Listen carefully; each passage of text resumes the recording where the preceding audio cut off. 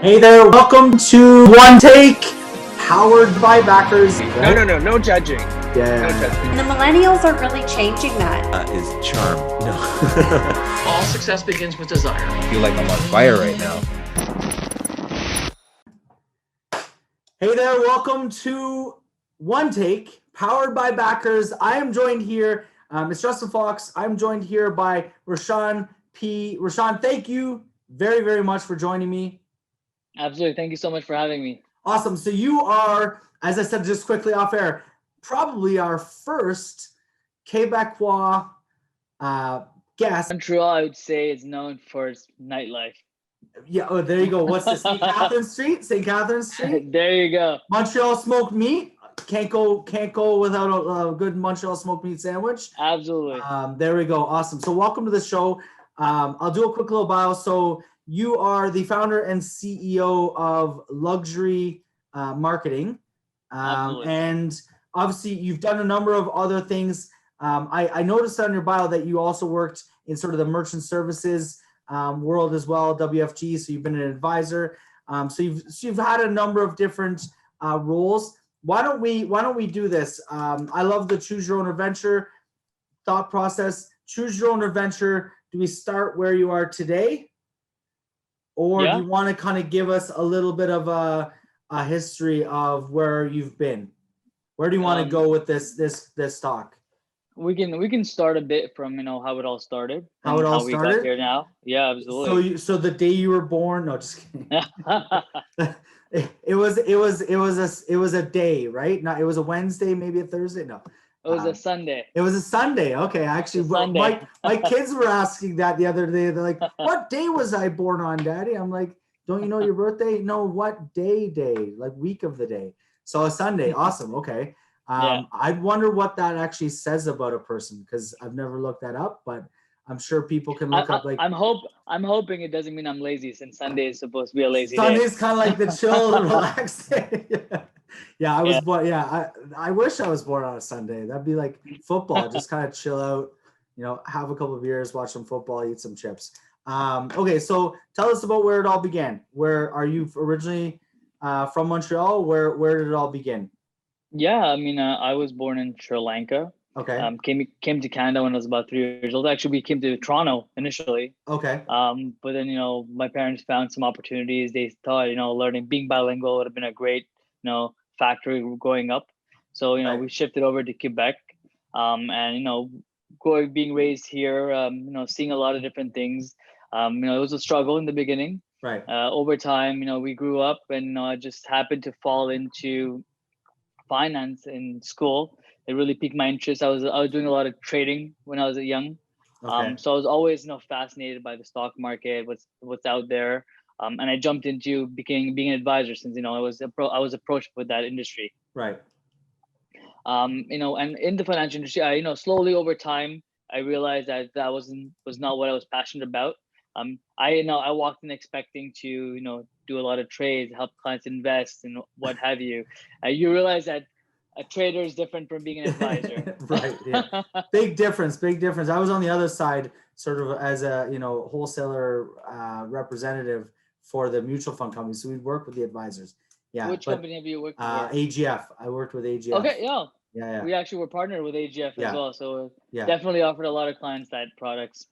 Right. It's not that world is definitely not, at least at the advisor role, you're not picking stocks for people. You're more kind of creating like a structured, portfolio that's, there's only, people say it's very tailored, but there's usually only 2 or 3 sort of main things that you're offering to somebody, right? Maybe a few more, but for the most part, they're sort of like depending on their appetite, right? Their investment appetite or risk appetite, I guess is the word, right? Yeah, you do your KYC. Yeah. And then from there you determine what the client's profile is. So not exactly what I was hoping to get into. Right. Now it was something that really excited me at the end of the day. Right. But what I did discover was in my journey as an advisor, it was what you were working for yourself. So it's a lot of self-promoting. Right. But I did notice that what really intrigued me and interested me was putting myself out there, getting that marketing done. I really enjoyed that, being able to, do some marketing, get some leads. The result excited me. So slowly, over time, things happened in the industry, especially with our firm out here in Montreal. So we had to, I decided to, take my own route. Okay. And from there, I happened to, get an offer in the marketing industry. So slowly, I took my skills that I originally had obtained, put it to use in the industry, through processing. Started off with, as just a marketing coordinator for the company, worked my way up to becoming the director of marketing, and Okay. initially taking control of the entire company's marketing. How long did that take, that process from sort of marketing coordinator to director of marketing? Yeah, so late 2017, I became a marketing coordinator. I got that position. Within a few months, I think about 8 months in, I became the director of marketing. Okay. And then really took over, changed the entire way marketing is done in processing. Okay. And then I was really passionate about that, and that's what led me to want to start my own company in marketing. Okay. And it's just been going well from there, especially with COVID. I know I don't want to say anything bad about COVID not being affecting people. I know it's really hard for everyone today. Right. But from a marketing standpoint, it's been a blessing, I would say, Okay. because a lot of businesses have been reaching out to us, for marketing online presence. From restaurants to realtors to advisors, a lot of them have been running old school methods, and they all want that new school method.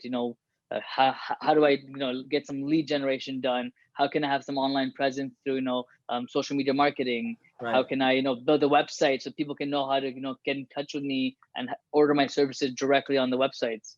Right. So that has really changed the way people see how marketing is done right now. Interesting. So, okay. So you mentioned payment services, right? You were sort of in that, and I definitely want to talk about luxury and what you guys do on a marketing front, but I kind of froze. What, like you mentioned changing the way they did marketing, like just for other people, so that, people are looking at it, like, what does that mean? Like, give me sort of like, what were they doing, and kind of what did you change it to? I guess my hands went the wrong way. What were they doing? What did you change it to? Right.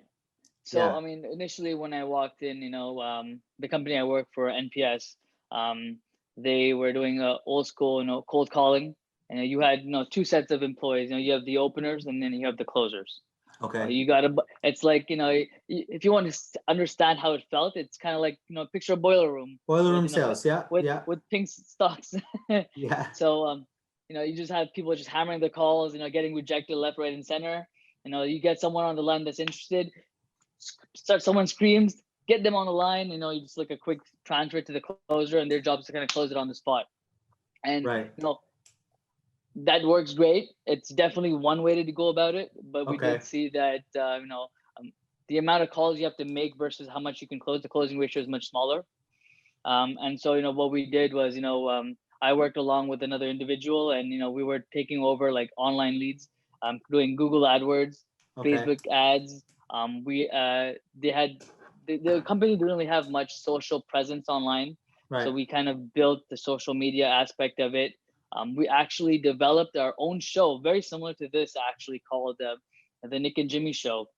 And what we did was we took the founders, we put them on a show to kind of get our brand out there, but not only to get our brand out there, but to kind of let the world know that entrepreneurism and what have you. Right. So we used the company to kind of sponsor the show, and that got us a lot of exposure out here in Montreal, and across the country. And those were like some of the ways that we were trying to really reach out and get those leads. And Go ahead. Go ahead. Sorry, go ahead. No, I was about to say, since we started, I think now we've downsized the company significantly, especially with COVID. We were almost close to 50 employees. And then we downsized to almost maybe 20 or even less right now, because we were able to just allocate that funds directly to online marketing. Right. It's interesting. So so definitely that's a shift.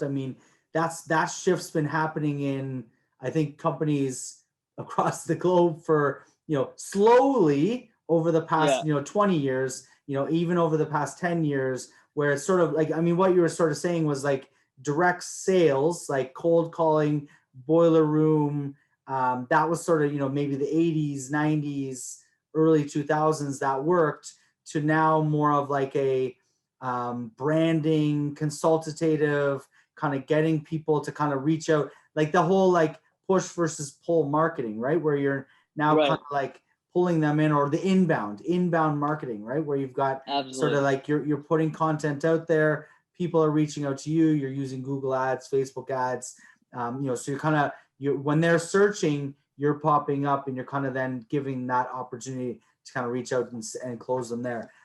Interesting. I mean, it's surprising that in 2017 that there were still companies that would be going that old school route. But I mean, it's obviously, if it works, right? I mean, for them, it probably worked for years. If it ain't broke, don't fix it, kind of thing, right? 100%. But and what I really loved was, I mean, at the end of the day, having an employee make those dials. It's literally 9 to 5. So after 5 p.m., no one's dialing, no leads coming in. When you're running it online, you're allocating half of it, and 24/7, you're doing double, triple what the results were originally. Right. And for like probably lower cost too, right? Because you're not significantly lower for 30 people to sit in a desk, right? Right. Yeah, exactly. With employees, you're paying, in payroll, you've got benefits, you've got a whole bunch of other stuff included in there as well. Yeah, interesting. So let's fast forward. So are you still with NPS? Are you still with them? I am still with them right now. I actually recently just stepped down from the director of marketing and became national sales manager with them as well. So we're still running a lot of online leads. I'm still overseeing some of the online aspect of it. However, I've seen a lot of perks and benefits in jumping onto that sales division side and taking control of that sales division as well. Interesting. And then you mentioned with luxury marketing, so you're obviously running that as a separate entity, working with entrepreneurs. So walk me through. I'm an entrepreneur. I come to you. Who's sort of the ideal person that you're looking at? Obviously, COVID, it's impacted, whether from the health perspective, but also business side. I mean, businesses are closed, or being forced to kind of like alter, maybe their the sort of their approach, in depending on the industry. Like what are some of the things that you're saying to an entrepreneur? Give me a case study, like somebody who came to you recently, like what were they doing, and sort of how were you able to kind of take them from here to here, right? A to B or A to Z. So I mean, I'll give you a good example. to Z. We're gonna get into French. A to Z. Yeah, exactly. Yeah. So great question. So I'll give you an example. I had a realtor that actually approached us recently. And one of the things that we did was, that realtor was doing old school marketing. I'm sure you guys have in Toronto with the Public Sac, like that bag with all the grocery stores and Walmart. The flyers, the flyers, yeah. So, what do you call it in Quebec? Or so the brand that does it is called Public Sac. Public Sac? Yeah. So basically, the realtor was, paying a lot of money to get their face on that bag when it goes to, every house within a specific area code. And, I sat down with that realtor and we were like, hey, that's great. But I'll be honest with you. I've never, ever looked at whose face is on that bag. I've literally just taken out those flyers and threw that bag out, or I just take that entire bag and just recycle it completely without even looking at it. So that realtor that was one of the things the realtor was doing. Another thing the realtor was doing was, putting up flyers locally, talking to, communities. But I said, hey, that's great, but that's really old school. I'm like, let's kind of revamp this. Let's build you a website. Let's change the way you're marketing yourself. Let's not just, post on social media, house sold, house for sale. At the end of the day, I mean, I'm a client. I don't really care what you sell and what you sold. It's more getting to know them, right? That content. Absolutely. Right? Yeah.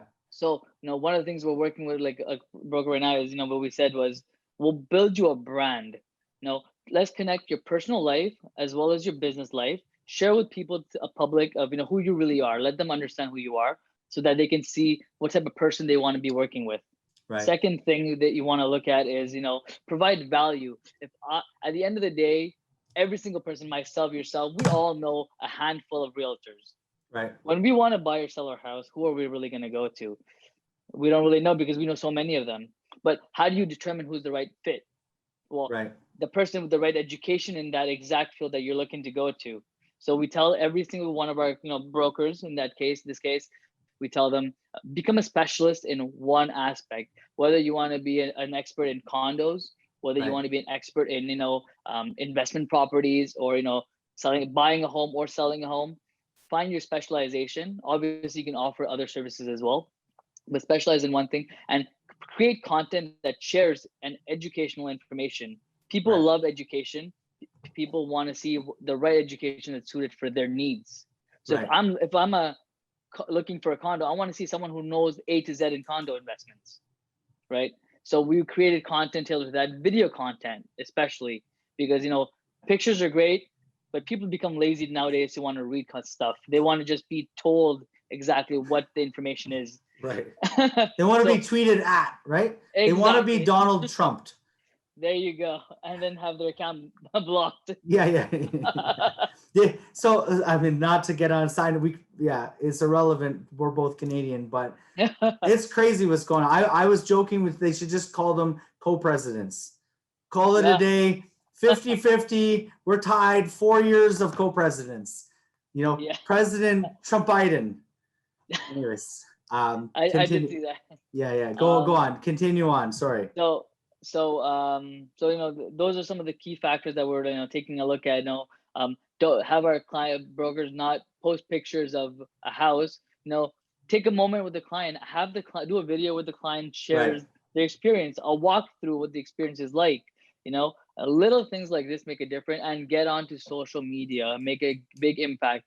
Whether it's Instagram, whether it's Facebook, whether it's LinkedIn, there's certain type of content you should be posting on each platform, right? And not the same content everywhere as well.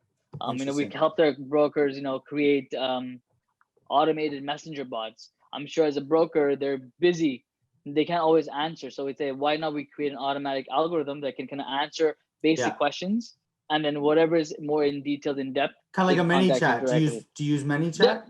That's exactly what we use. So we use mini chat to create their messenger bots. Yeah. And then we can use that for running ads as well. Yeah. Right? We use ManyChat in sort of a follow-up sequence and a bunch of different things. So it's kind of like a qualifier, pre-qualifier for companies that are coming through the Backers platform. So I just gave away our secret sauce, but it is what it is. I mean, millions of people use it. So yeah, it's interesting that, I mean, you obviously you understand it. You've been doing it. It blows my mind that as somebody could be in business in 2020 and not know any of this. I agree. Everything you said, like the whole idea of, the what maybe worked 20 years ago, post a picture of house sold, just sold, that was kind of like, oh, cool, they sell houses. But now, people, I don't know, people not realize that you need to sort of have that ability to sort of showcase who you are, what you're about, maybe go into the educational, informational, almost sometimes funny, kind of comedic, so people kind of see who you are. And then when they're looking for that realtor, then you're sort of top of mind, right? And I think that's the thought process, right? I actually have a friend of mine. She's really good at it. I've watched her over the past, I think about 3-4 years. She just got into real estate probably 3-4, maybe 5 years ago, and really watched how she brands herself, using her own personal Facebook. And I haven't looked recently, but I think she's got 2 or 3 or 4,000 people in her personal Facebook, where she does posts, hey, who do you think, I forget what the most recent one I saw was who shout out to Carol McIntyre, that's her name anyways, in the sort of East End area.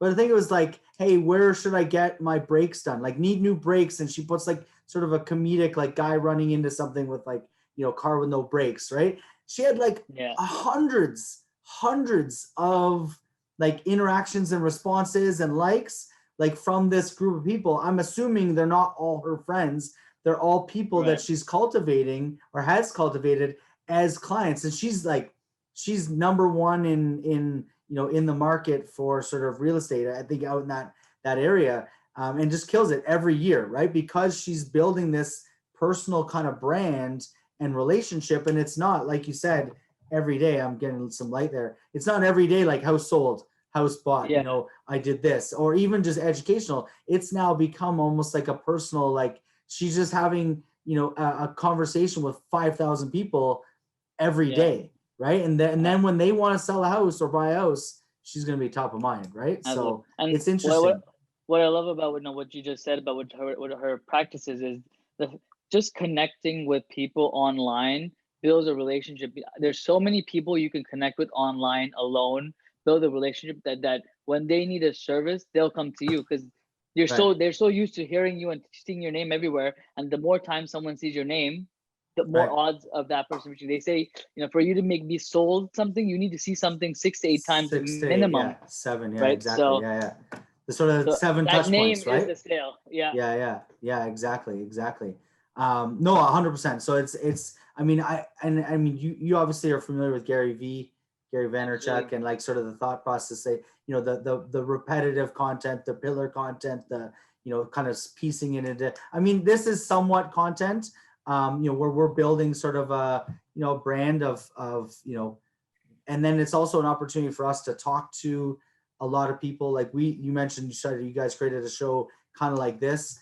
Yeah, I mean, we use this as an opportunity for me to kind of talk to other people, provide educational content to our viewers, to the people that are looking to potentially use our service.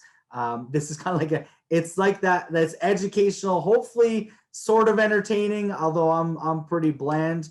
And then it's, like someone like you being able to say to them, I just cut out there, being able to say to them, like, this is what you should be doing, exactly what you're watching, right? It's kind of interesting that way.